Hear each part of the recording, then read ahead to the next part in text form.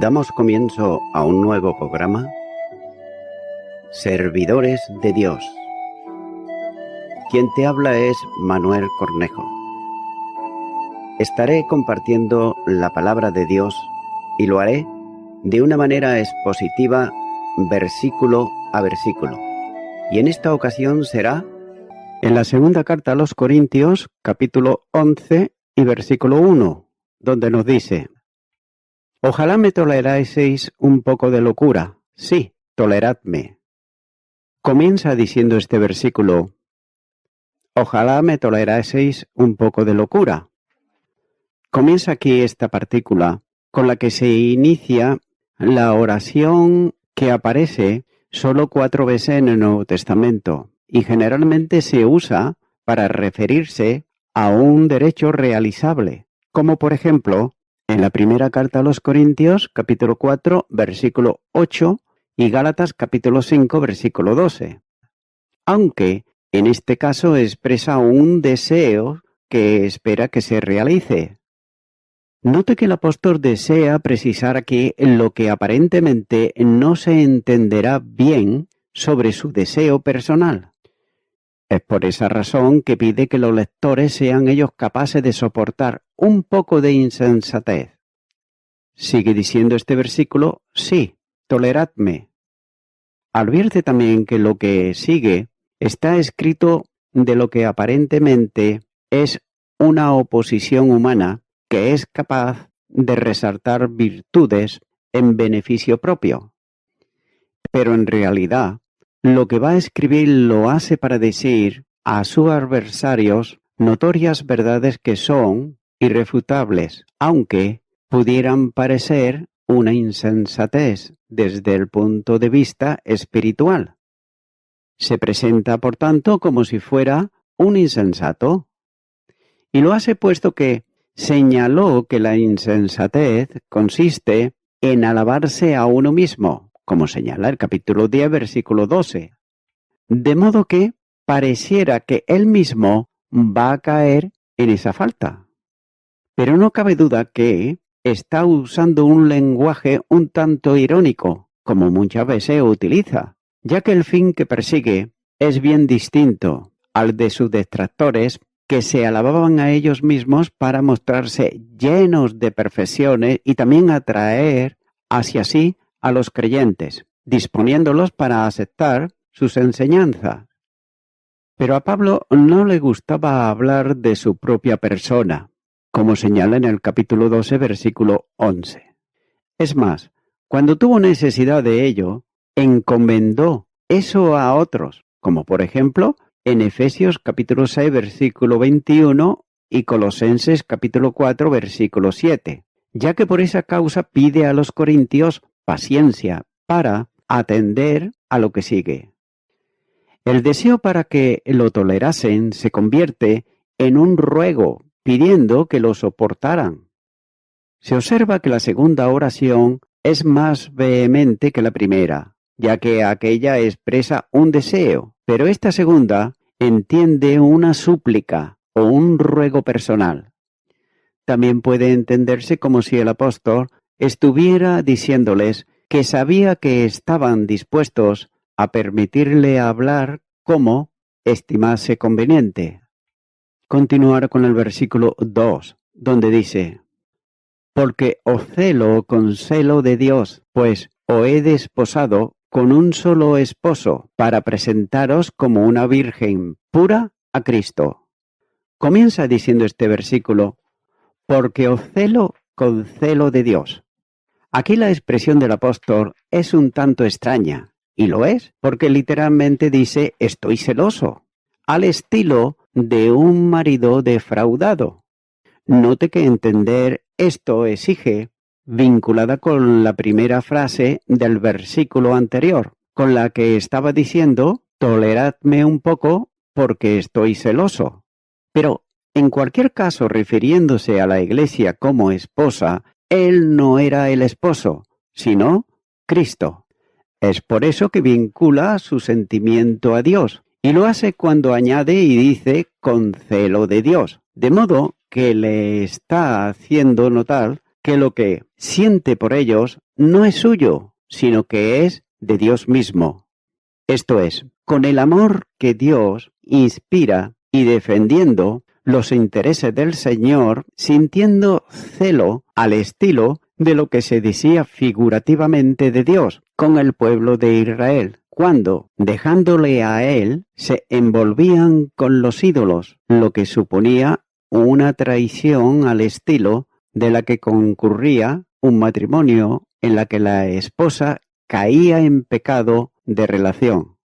Ahora bien, puede preguntarse qué significado tenía esto aquí, pero se comprenderá mejor si se tiene en cuenta que los enemigos suyos le acusaban de impiedad, diciendo que se servía él a sí mismo, afectando servir a la Iglesia, y por eso advierte que su comportamiento no había interés mercenario alguno, sino que buscaba solo el honor de Dios.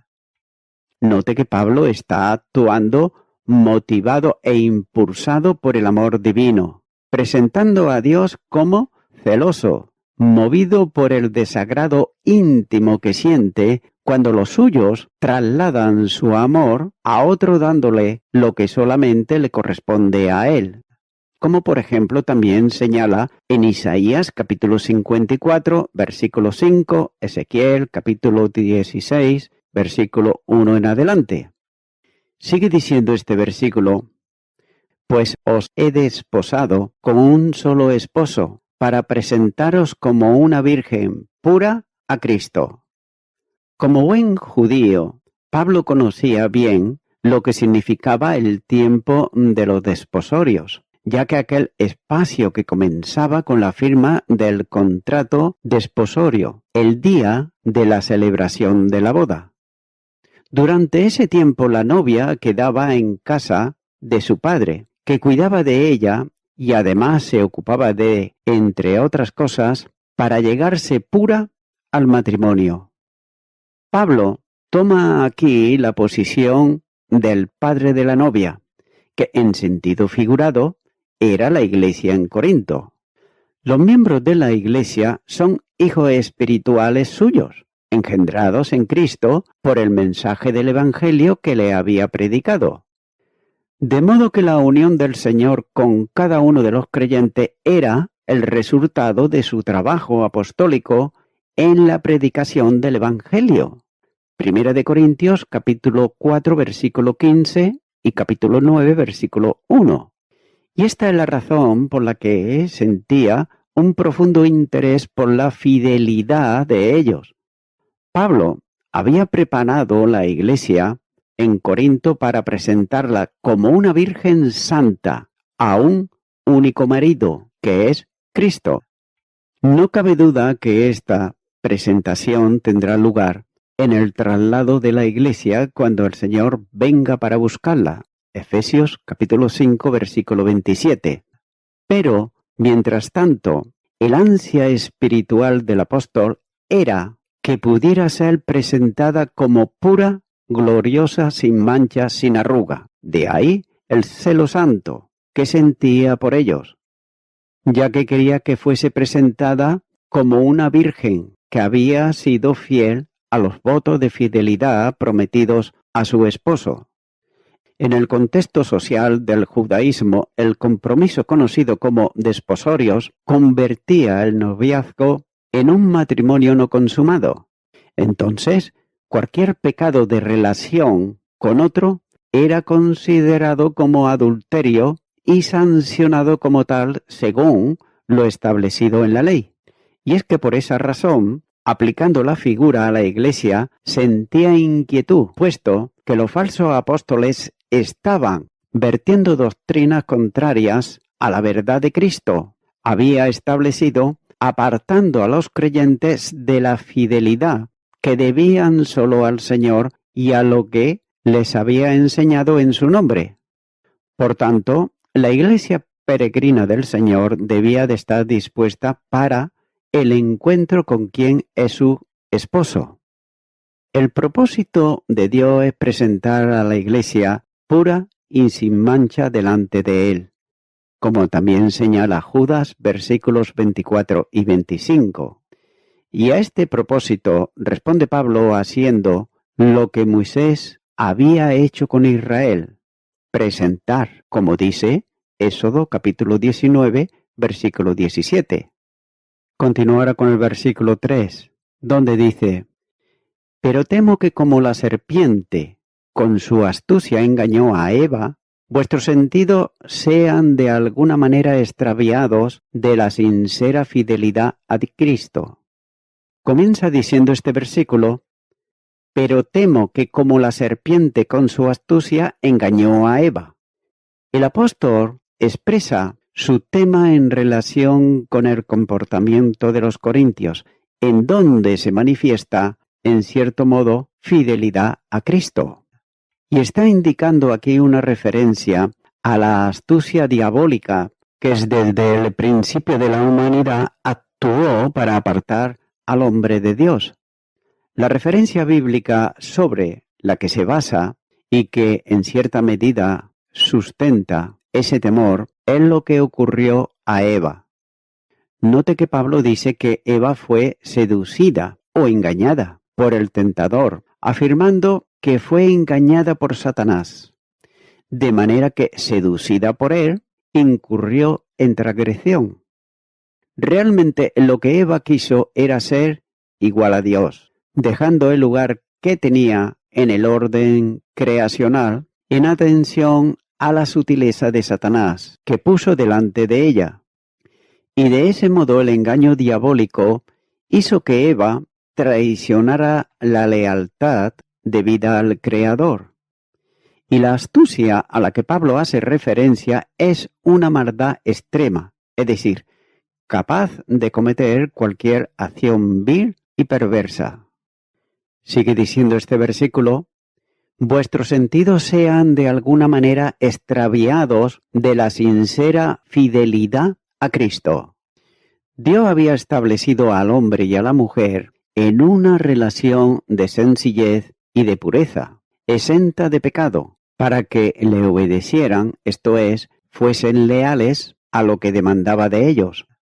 En el caso, por otro lado, de los corintios, la sutileza diabólica se manifestaba en los falsos apóstoles, que trataban de seducir a la congregación con sus enseñanzas. El engaño era fácil de aceptar, porque se presentaba con astucia. La labor de los ministros de Satanás era semejante y utilizaban sus mismas tácticas, como se puede ver en los versículos 13 al 15, ya que los judaizantes, revestidos de una autoridad que no tenían, trataban de hacer tambalear la fe de los creyentes, aunque los corintios note que ellos habían sido formados en las verdades fundamentales, pero los falsos apóstoles habían introducido serias dudas entre ellos, procurando hacerlos caminar por el camino de las obras, alejándose de Cristo. No es posible establecer el pensamiento pleno del apóstol en este versículo, aunque se deduce, por otro lado, en todo el contexto de la epístola, ya que los corintios, en un estado de falta de madurez, habían recibido en la Iglesia a estos enemigos de Cristo, de la fe y de Pablo, escuchando las mentiras que le comunicaban y además atendiéndolas, en cierta medida porque se presentaban como emisarios de los grandes apóstoles de Jerusalén. Hablando de la serpiente en referencia a Satanás, que envió a sus emisarios, presenta la astucia que las serpientes tienen para acercarse a las víctimas y envenenarlas. De este mismo modo el apóstol teme que la astucia diabólica haga cambiar el interés de los creyentes que tenían por Cristo, orientándolos hacia otra doctrina. Tras todo esto estaban los detractores del Evangelio en una acción demoníaca. Los corintios no estaban siendo convencidos por los hombres, sino a punto de caer en una trampa establecida por Satanás. continúa ahora con el versículo 4, donde dice: porque si viene alguno predicando a otro Jesús que el que os hemos predicado, o si recibís otro espíritu que el que habéis recibido, u otro evangelio que el que habéis aceptado, bien lo toleráis. Comienza diciendo este versículo: porque si viene alguno predicando a otro Jesús que el que os hemos predicado. El apóstol manifestó su inquietud por la falta de firmeza de los corintios, y él va desgranando ahora las razones para esa inquietud.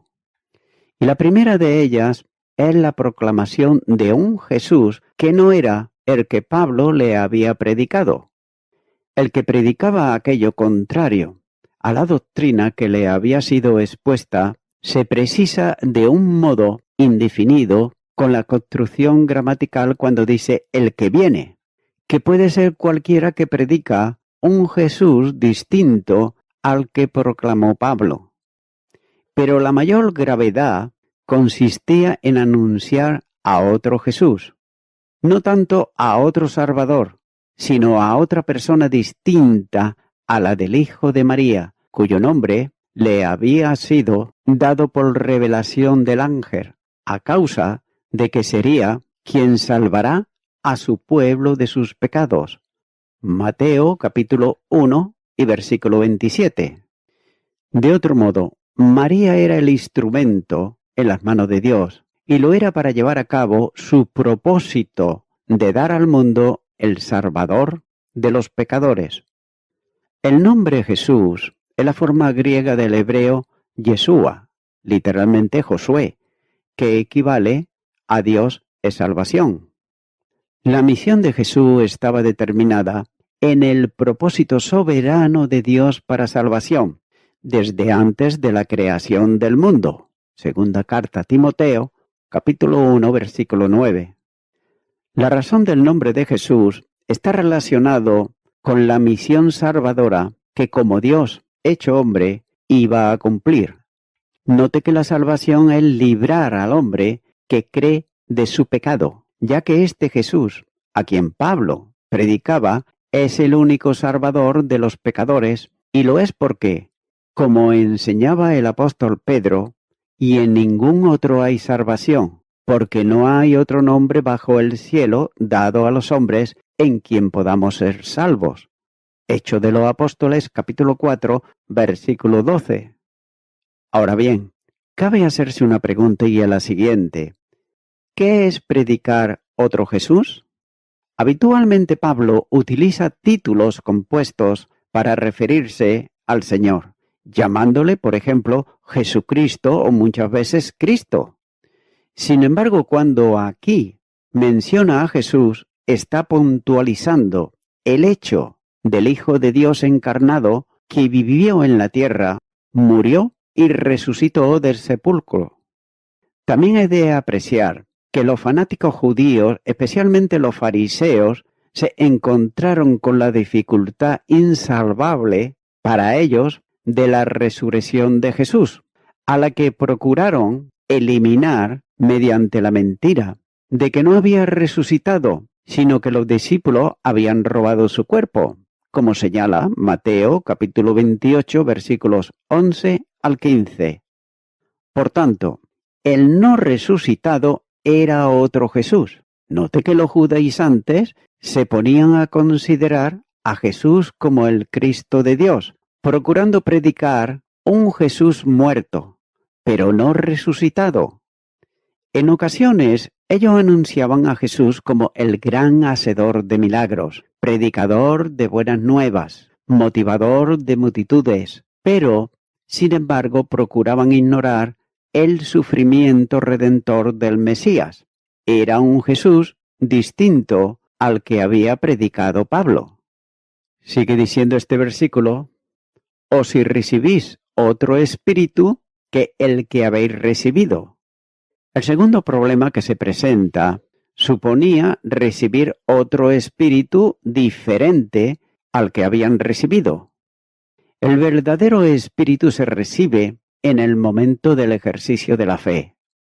Y así lo señala el apóstol cuando dice, si alguno no tiene el Espíritu de Cristo, no es de él. Romanos capítulo 8, versículo 9. De otro modo, quien no tiene el Espíritu de Cristo no puede pertenecer a él. Note que la Biblia llama en varias ocasiones el Espíritu Santo y Espíritu de Cristo, como por ejemplo, Hechos de los Apóstoles capítulo 5, versículo 9, Romanos capítulo 8, versículo 9. La orientación a salvación, el reconocimiento de la condición pecadora, la revelación de la cruz como poder de Dios, la fe que permite recibir la salvación, es obra del Espíritu Santo de Dios. Juan capítulo 16, versículo 14. Además, la santificación del cristiano tiene que ver con la reproducción del carácter moral de Jesús en él, que no es otra cosa que el fruto del Espíritu, como señala Gálatas capítulo 5 y los versículos 22 al 23. De ahí la fuerza con que el texto de la epístola a los romanos, antes citado, afirma que en quien no tenga el Espíritu no es de Cristo. Luego la recesión del Espíritu Santo se produce necesariamente en el momento de la conversión. La realidad de que cada creyente es posesión de Dios se pone de manifiesto por el sello del Espíritu. Efesios capítulo 1, versículo 13. Tampoco es posible la salvación sin regeneración, y no es posible esta sin operación y dotación del Espíritu que la lleva a cabo.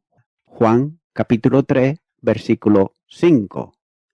Note que la salvación no es una mera profesión, sino la obediencia incondicional a Dios que diferencia al salvo del no salvo. Ya que no hay segunda experiencia a recibir el Espíritu, que se tiene en el momento de depositar la fe salvadora en la persona de Jesucristo. Las dos verdades, tanto la de creer en Jesús como el único Salvador, como la de tener el Espíritu de Dios, van absolutamente ligadas. Jesús, al morir sustitutoriamente por nosotros, abre la puerta para recibir el Espíritu al rendirnos de la maldición de la ley, de ahí que, en Cristo Jesús, la bendición de Abraham alcance a los gentiles, a fin de que por la fe recibiésemos la promesa del Espíritu. Gálatas capítulo 3, versículo 14. El Espíritu prometido está relacionado con Cristo mismo, de manera que Dios envió a vuestros corazones el Espíritu de su Hijo. Gálatas capítulo 4, versículo 6. Por consiguiente, el don del Espíritu del que Pablo habla tiene que ver con la regeneración del pecador que cree. Esta operación divina es imprescindible en la salvación consistente en la renovación plena y la dotación de un nuevo corazón donde se asienta la vida eterna, como la participación en la divina naturaleza. Segunda carta de Pedro, capítulo 1, versículo 4. Esta nueva experiencia de vida es comunicada al salvo y lo es mediante la acción del Espíritu Santo, que vinculado a Cristo le comunica la vida eterna, que no es otra cosa que la misma vida de Dios en las perfecciones comunicables a la criatura. La presencia del Espíritu produce libertad, y así lo afirmó en esta epístola cuando dice: porque el Señor es el Espíritu, y donde está el Espíritu del Señor, hay libertad. Capítulo 3, versículo 17. Si el Espíritu reproduce a Jesús en la vida cristiana, necesariamente tiene que reproducir la libertad espiritual que se alcanza en él, ya que, si el Hijo de Dios libertare, seréis verdaderamente libres. Juan capítulo 8, versículo 36. La libertad tiene que ver, entre otras cosas, con la liberación de las demandas legales, ya que el justo por la fe vivirá. Gálatas capítulo 3, versículo 11. Sigue diciendo este versículo: u otro evangelio que el que habéis aceptado. La tercera preocupación del apóstol era que los corintios recibieran otro evangelio que aquel que habían aceptado. No es que haya otro, sino solo uno, ya que cualquier otro mensaje, aunque se llame evangelio, es falsamente mentira diabólica. Es por eso que Pablo advierte de las consecuencias de seguir otro evangelio diferente, como también señala en Gálatas capítulo 1 y versículo 6. Note que los falsos apóstoles estaban anunciando uno que no era otro, sino uno diferente. Puede haber distintos enfoques, diferentes, presentación diferente, forma expositiva, pero tengas en cuenta que solo hay un evangelio. Y la Escritura lo llama el Evangelio Eterno. Apocalipsis capítulo 14, versículo 6. El Evangelio diferente no es ni siquiera otro evangelio, simplemente no es evangelio. Pero los falsos apóstoles, esos perversos, venían para agitar la iglesia y además sembrar confusión e inquietud en la congregación, puesto que su trabajo era provocar desorden y alejar a quienes predicaba el único evangelio de los creyentes, para que dejasen de oír la única verdad. No solo inquietaban y perturbaban la paz, sino que su propósito era pervertir el Evangelio de Cristo. Procuraban cambiar la verdad divina por la mentira humana, colocando al hombre como hacedor o colaborador en algo para la salvación, juntamente con la obra de Dios. Y es que por esa razón el apóstol advertía a los creyentes que, si aún nosotros o un ángel del cielo os anunciare otro evangelio diferente del que os hemos anunciado, sea anatema. Gálatas capítulo 1, versículo 8. Note que el término es sumamente fuerte, ya que la palabra anatema corresponde en su raíz a consagrar, apartar, aniquilar. De tal manera que cuando alguno se apropia de lo que Dios había consagrado para sí, como es el caso, por ejemplo, de apropiarse para distorsionar el evangelio que Dios había comunicado, se hacía anatema a sí mismo.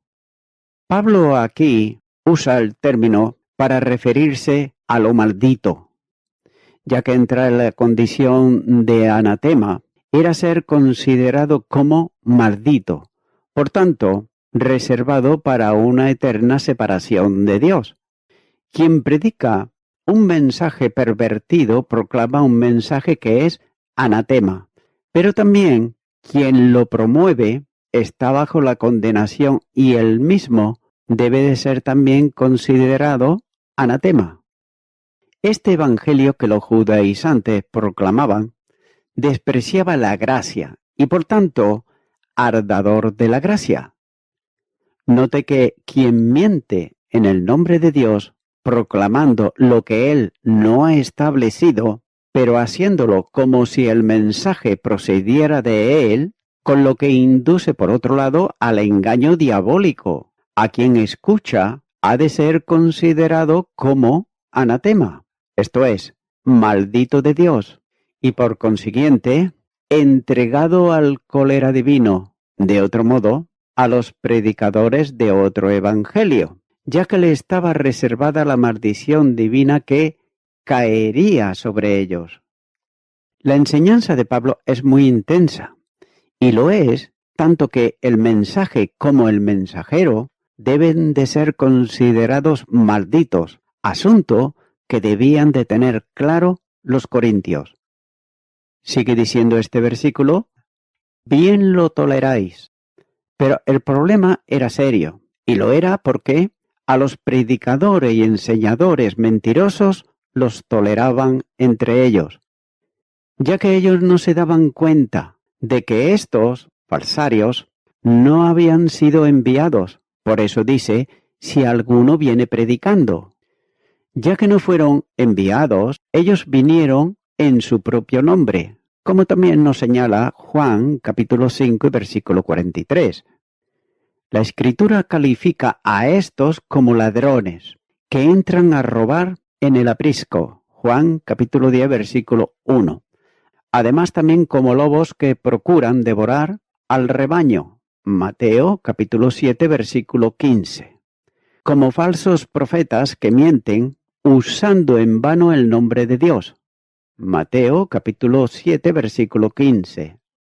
A esto los corintios lo recibieron en la iglesia, y el apóstol Juan escribía: si alguno viene a vosotros y no trae esta doctrina, no lo recibáis en casa, ni le digáis bienvenido, porque el que le dice bienvenido participa en sus malas obras. Segunda carta de Juan, capítulo 10, versículo 11. Y voy concluyendo con esto. Dice la palabra de Dios: porque si viene alguno predicando a otro Jesús. Los problemáticos entre los cristianos corintios, quienes agitaban la contienda en contra de Pablo, no estaban atacando solamente a Pablo, ya que ellos estaban atacando al verdadero Jesús, al predicar otro Jesús. Ahora bien, ¿quién era ese otro Jesús? Debido a la manera en que los corintios cristianos despreciaban la imagen de debilidad y la apariencia poco atractiva de Pablo, el otro Jesús, quizás, era uno que no conocía debilidad, persecución, humillación, sufrimiento o muerte.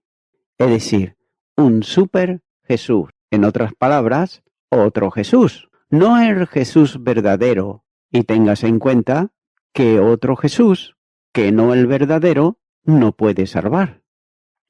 Amigo y amiga oyente, quizás ha escuchado un evangelio, pero el evangelio que ha escuchado o el evangelio que te ha sido enseñado ¿es el evangelio bíblico, el que enseña la palabra de Dios, o es, por otro lado, el evangelio de una denominación, de una entidad religiosa, por muy poderosa que sea, o de un grupo de hombres que vienen diciendo que son, pero que en realidad lo que ellos están buscando es gloriarse a sí mismos?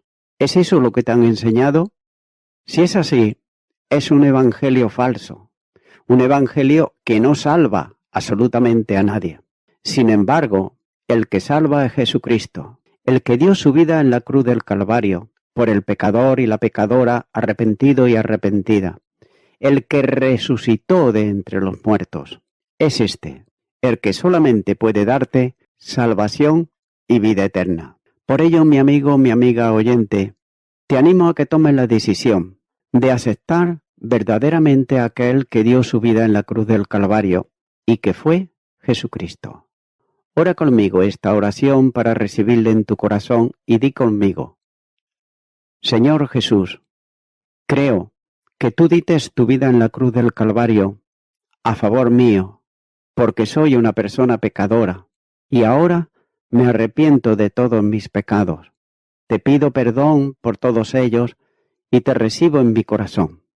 En tu nombre, amén.